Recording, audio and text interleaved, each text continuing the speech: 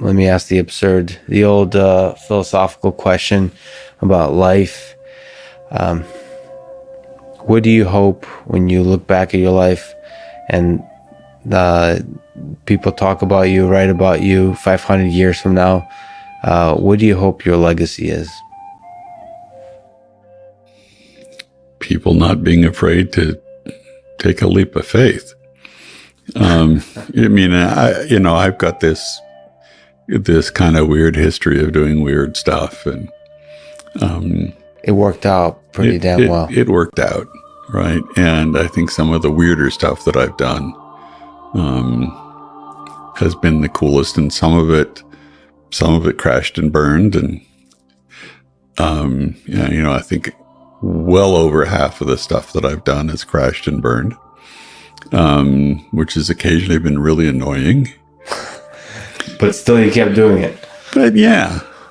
And even when things crash and burn, you at least learn something from it. By way of advice, people, developers, engineers, scientists, or just people who are young, to look up to you, what advice would you give them? How to approach their life? Don't be afraid of risk. It's okay to do stupid things once. Maybe even a couple times. You get a pass on the first time or two that you do something stupid. The third or fourth time, not so much. Yeah. But also, I don't know why, but really early on, I started to think about ethical choices in my life. And because I'm a big science fiction fan,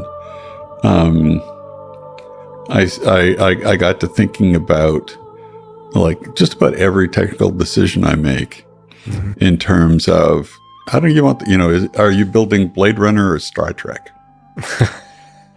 Which one's better? Which future would you rather live in? So what's the answer to that? Well, I would sure rather live in the universe of Star Trek. Star Trek, yeah. That opens up a whole topic about AI, but that's a really interesting. Yeah.